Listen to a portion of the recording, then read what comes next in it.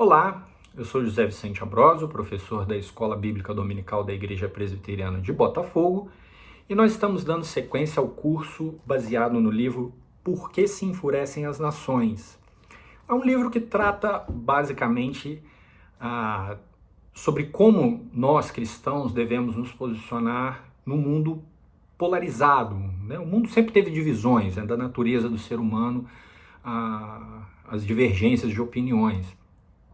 Com o advento da microinformática, da tecnologia acessível a todos, da internet, essa polarização foi se exacerbando. Então, questões relacionadas a costumes, questões culturais, posicionamento político, ideológico, foram levadas para um lado de exacerbação, de separação, de divisão e até mesmo de violência. E aqui o desafio nosso é trazer uma reflexão sobre como nós cristãos podemos nos posicionar nesse contexto. Podemos e devemos nos posicionar nesse contexto. Nós não estamos isentos a essas questões contemporâneas. Questões como casamento entre pessoas do mesmo sexo, movimento migratório, o racismo, a diversidade de orientação sexual que existe atualmente. São questões que às vezes a Bíblia não trata explicitamente, mas que, de uma forma direta ou indireta, nós somos confrontados. Nós estamos no mundo, nós temos um trabalho, temos estudo, temos relações familiares, temos amigos, nós participamos de vários grupos, de comunidades, e que nós precisamos, como cristãos, vamos lembrar que nós somos sal da terra e luz do mundo, nós precisamos refletir o caráter de Cristo nesses meios. E o nosso objetivo aqui, evidentemente, é impossível esgotar esse assunto aqui nesse tempo que nós temos, mas é trazer uma ferramenta, um modo de pensar, de refletir, uma provocação para abordar esses assuntos. O primeiro tópico aqui que ele trata é a respeito da Bíblia, igreja e política. São três assuntos bombásticos que geralmente acabam em boas discussões. E aí eu gostaria de trazer alguns conceitos para nos direcionarem aqui. A Bíblia nós tratamos como é a palavra de Deus, um compêndio de livros escritos por homens inspirados por Deus, que nós tratamos como a nossa única regra de fé e prática. Nós temos a igreja, que é a reunião do povo de Deus, é a forma como nós levamos a palavra de Deus, nos congregamos, vivemos em comunhão, para compartilhar com o mundo as boas novas do Evangelho. E a política, que é um conceito que é algo que normalmente nós não pensamos o que é política. Nós tendemos a associar a política com reduzi-la à política partidária, ao exercício institucional da política partidária. E o conceito é bem mais amplo do que esse. Política envolve decisão, envolve interesses, envolve poder. E o exercício da política é a conciliação desses interesses, ou a tentativa das partes sentarem, debaterem, apresentarem suas propostas a respeito dos mais variados assuntos. Alguém vai ceder, alguém vai abrir mão de algo, de uma posição, visando um bem comum, visando um determinado propósito. Seja no ambiente familiar, seja na igreja, seja no trabalho, seja no condomínio, num bairro, numa cidade, num estado, num país. Então a política é a arte de conciliação de interesses, do exercício do poder, que é algo que faz parte das nossas vidas. E aí vem uma pergunta sobre, trazendo para a questão mais político-ideológica, de políticas públicas, como que a igreja se posiciona nisso? Um pastor deve, um líder eclesiástico deve se posicionar politicamente? Bom, aí nós vamos chegar no que talvez seja o ponto mais importante dessa aula aqui, que é a questão da sabedoria. Então, a Bíblia, não sendo explícita sobre em quem nós devemos votar ou não votar, se é esquerda, se é direita, se é centro-esquerda, centro-direita, ou os extremos, seja lá o que for, e também não é um papel de um pastor ou de um líder eclesiástico entrar nessa seara. O papel de um pastor, de um líder eclesiástico, é ser um orientador sobre a interpretação da palavra de Deus para os crentes. Ser um facilitador nesse sentido. Isso vai servir para nós como um instrumento, uma ferramenta para, com maturidade, com sabedoria, nós sermos capazes de analisar quem são os candidatos, quem são os partidos que mais estão alinhados com os valores cristãos. E isso é puramente interpretativo.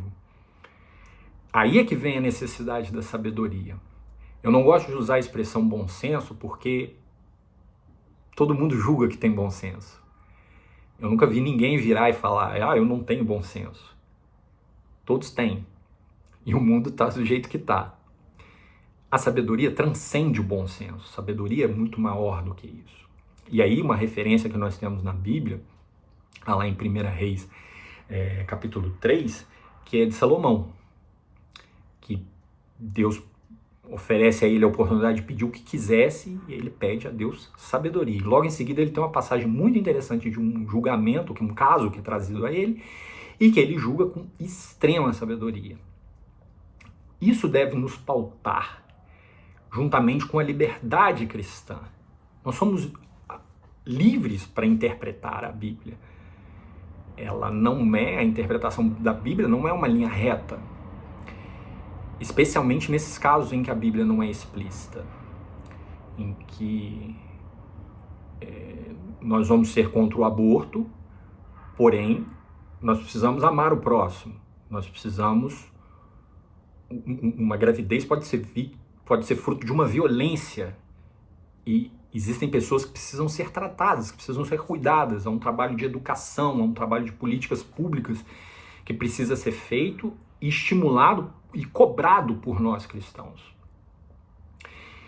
Então, mesmo que a Bíblia não seja explícita sobre algo, ela dá uma luz sobre esse algo.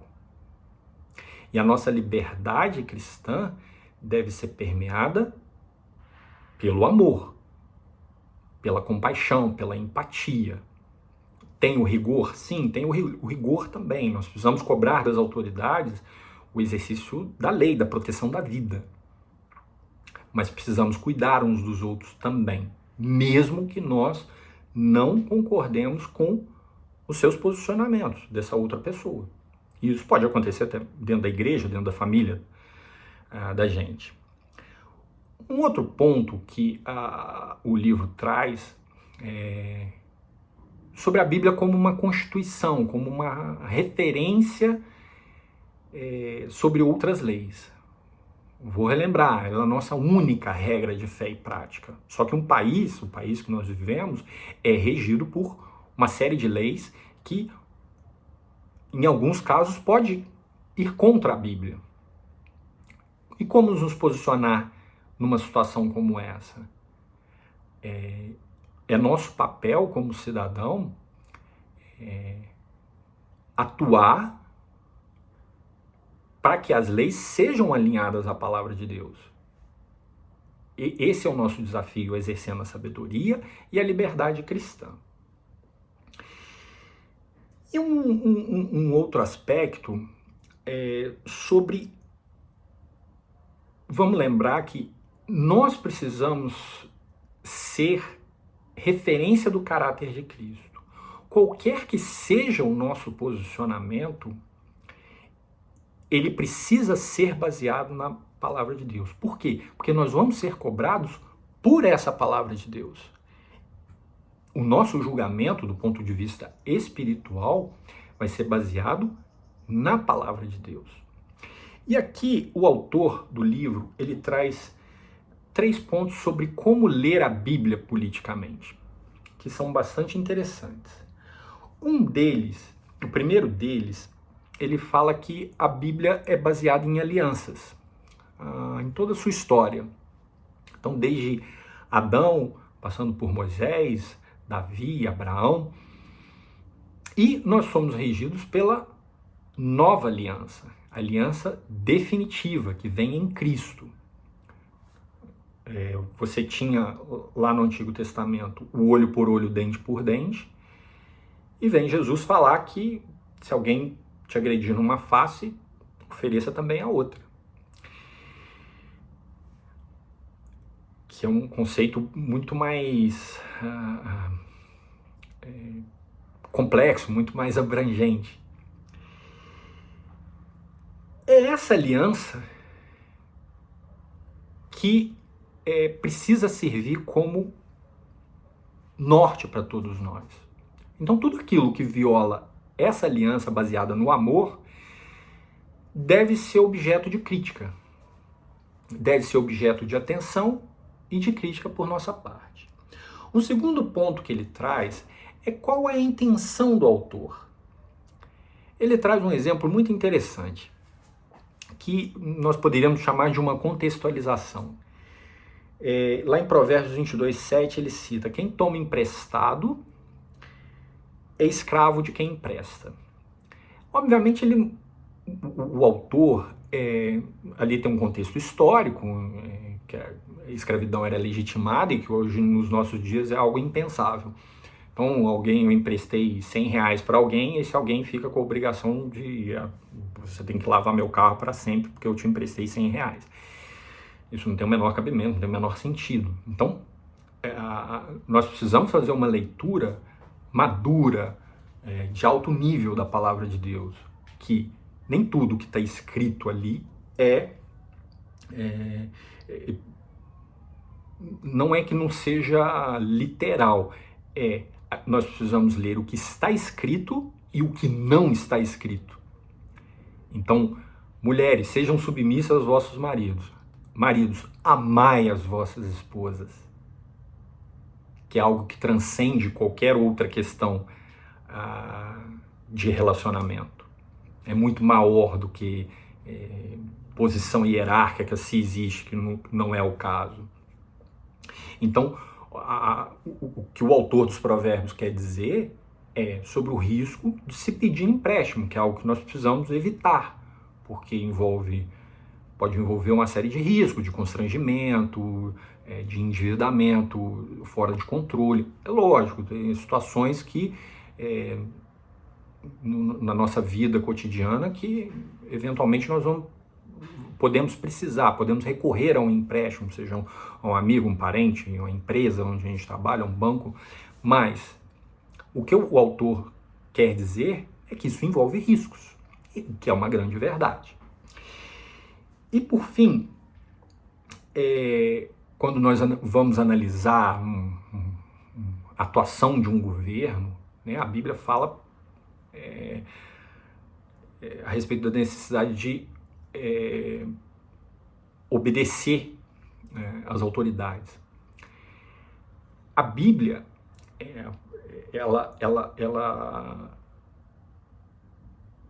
ela traz várias dimensões da autoridade. Ela traz essa da autoridade civil, de governos, dos pais e da igreja. Então, sempre essa questão de relação de subordinação e autoridade, ela está presente. E Deus é muito zeloso com relação a isso. E a nossa vida não pode caminhar fora disso, evidentemente. E quando nós vamos analisar um governo, uma ação político-partidária, nós precisamos pensar em qual o objetivo, para que um governo existe. Ele existe para a promoção do bem-estar comum, em termos de segurança, educação, condições de habitação, de mobilidade, de geração de renda. Existe uma fórmula para se fazer isso? Não, a história já mostrou que não.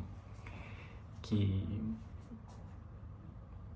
governos mais orientados à esquerda já obtiveram sucesso nesse sentido, mais à direita também já obtiveram sucesso nesse sentido.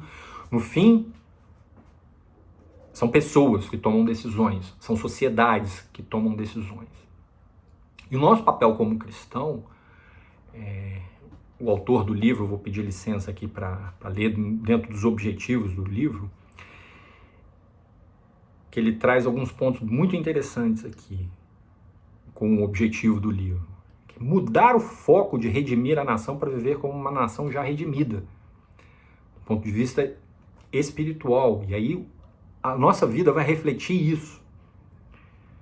Rejeitar o falso fascínio de construir o céu na terra enquanto vivemos fielmente como cidadãos de um reino celestial. E o mais importante, deixar o ensino de Jesus moldar nosso envolvimento público ao amarmos nossos vizinhos e buscarmos justiça.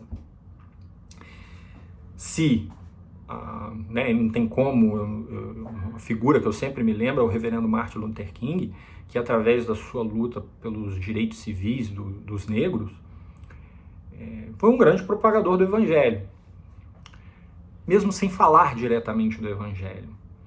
Então, nós, como cristãos, nós temos uma bússola, nós temos um norte, nós temos uma direção.